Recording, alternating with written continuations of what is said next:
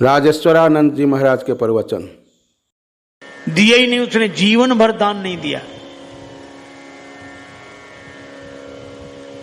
वहां से गंगा जी 12 किलोमीटर दूर थी, कभी गंगा जी नहाने नहीं गया, दान देना पड़ेगा।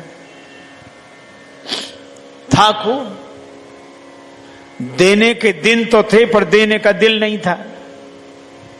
कुछ लोग होते हैं जिनके पास देने का दिन होता है पर देने के दिल नहीं होता, जिन विचारों के दिल होता है उनके देने के दिन नहीं होते।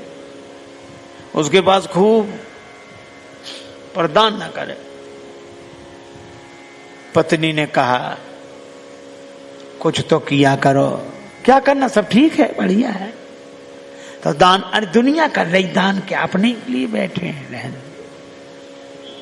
एक दिन पत्नी ने कहा कि तुमने कुछ नहीं किया, गंगा जी नहाया आओ। पत्नी बार बार कहती फिर बुढ़ापा आ जाएगा। बोले अच्छा आज जाते हैं, अधेड़ उम्र, लेकिन पैसा खर्च ना हो जाए। पैदल पैदल गया 12 किलोमीटर दूर गंगा जी, पैदल पैदल पैदल। और जब गंगा जी किनारे पहुंचा तो उसको लगा कि घाट पे जाएंगे तो पंडा दान मांगेंगे, इसलिए मुर्दा घाट पे गया। कोई मिले ही नहीं। मुर्दा घाट बिल्कुल खाली, इधर उधर देखा कहीं कोई नहीं, अकेले ही। सो कपड़े उतारे कि जल्दी से डुबकी लगाएं। एक गमछा लपेट कर गया गंगा जी में, डुबकी लगाई। और भगवान को लगी हंसी कि ऐसा विचित्र भक्त नहीं देखा, जिंदगी में कभी दान नहीं किया। और आज आया तो मुर्दा घाट पे। सो भगवान को कौतुक सूझा।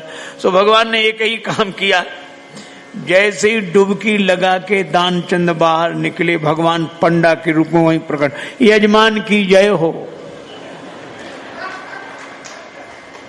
और दानचंद ने जो देखा कांप गया। तो बोले हद हो गई, यहां भी आ गए,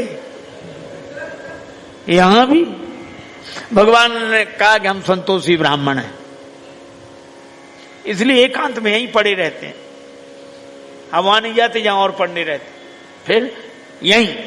और तुम्हारे जैसा एक एक यजमान ऐसा आ जाता है जो साल साल भर का इंतजाम कर देता है। तो तुम भले आ गए, 1 वर्ष का इंतजाम कम से कम। कांप गया, बोले हम नहीं कर सकते, हम नहीं कर सकते, नहीं करेंगे। भगवान बोले तो दान तो श्रद्धा के ऊपर होता है, जितना करो। 6 महीने नहीं, नहीं महीने भर नहीं, हम 1 दिन का भी नहीं कर सकते। महात्मा के रूप में भगवान बोले, पंडा के रूप में कहने लगे अब करना तो पड़ेगा, नहीं हम निकलने नहीं देंगे जल से बाहर, चाहे जितना करो करना है।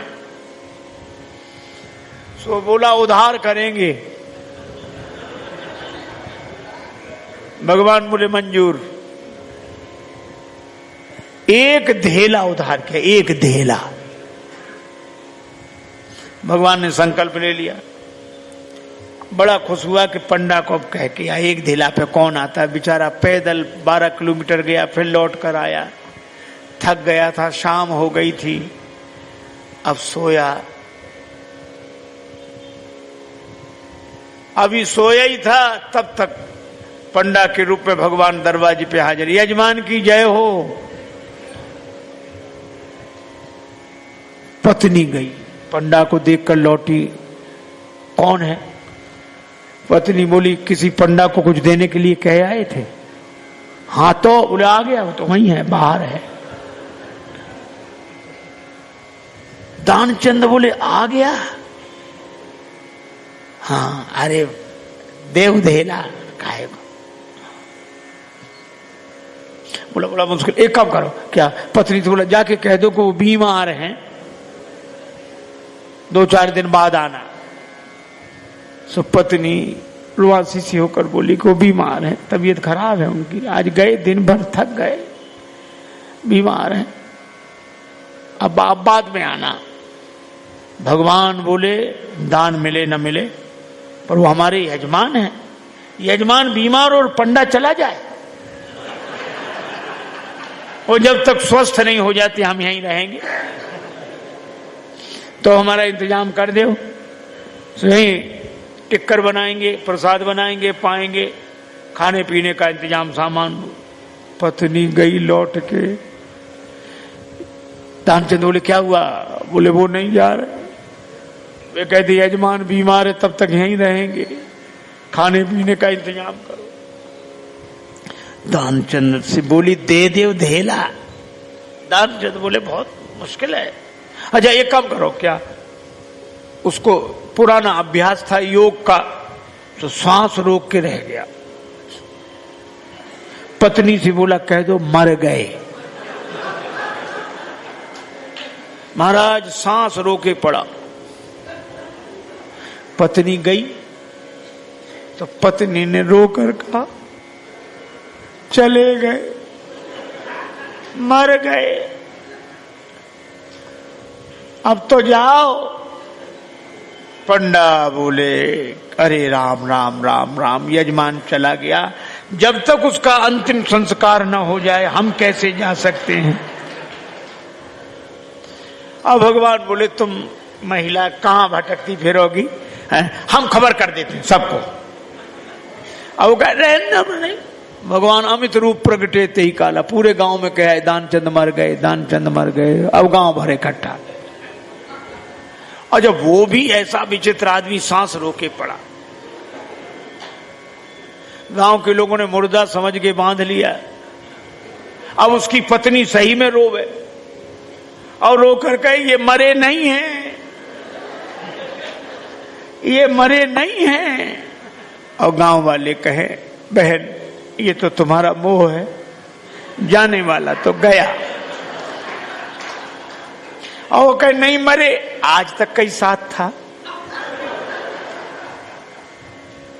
इसलिए धीरज रखो, धीरज। अब वो कहे काहे का धीरज, नहीं मरे ये। और गांव वालों ने बांध लिया, बेचारी रोती रह गई। और वो भी ऐसा विचित्र आदमी, सांस न छोड़े, ठठरी पे रख लिया। गांव वाले चले और भगवान पीछे पीछे पंडा बने। पर भगवान ने कहा कि हद हो गई, हम कहीं नहीं हारे, पर आज तो हम भी हार गए इससे। ऐसा गजब का आदमी हमने नहीं देखा। ये बिना मरे मर गया है और चला जा रहा है। जब उसे ठठरी पे रख दिया, भगवान बोले अब अग्नि लगनी बाकी है। एक काम करो, क्या यजमान था इसके कान में हम मंत्र बोलेंगे, ठीक है। सो भगवान कान के पास मुंह ले गए और कहा कि मैं भगवान विष्णु हूं, आया हूं बैकुंठ से तुम्हें हित नाता जोड़। मैं बैकुंठ से तुमसे नाता जोड़ कर आया हूं। दानचंद ने जो सुना कि भगवान है, तो तुरंत आंख खोल दी धीरे धीरे। और जैसे ही आंख खोली तो देखा वही पंडा। आंख खोल दी, जो पंडा देखा तो फिर आंख बंद कर ली। भगवान बोले हम हार गए तुमसे, हम तुमसे कुछ नहीं लेंगे, तुम ही हमसे कुछ मांग ले, मांग ले वरदान कछु। और दानचंद धीरे से बोले धेला दीजिए छोड़, वो धेला छोड़ दे बस। तो ये थे राजेश्वरानंद जी महाराज के दिव्य प्रवचन, हास्य व्यंग के साथ साथ ज्ञानवर्धक बातें। दोनों का सम्मिश्रण अगर कहीं दिखता है तो वो मात्र एक राजेश्वरानंद जी महाराज के प्रवचन में। जय सिया राम।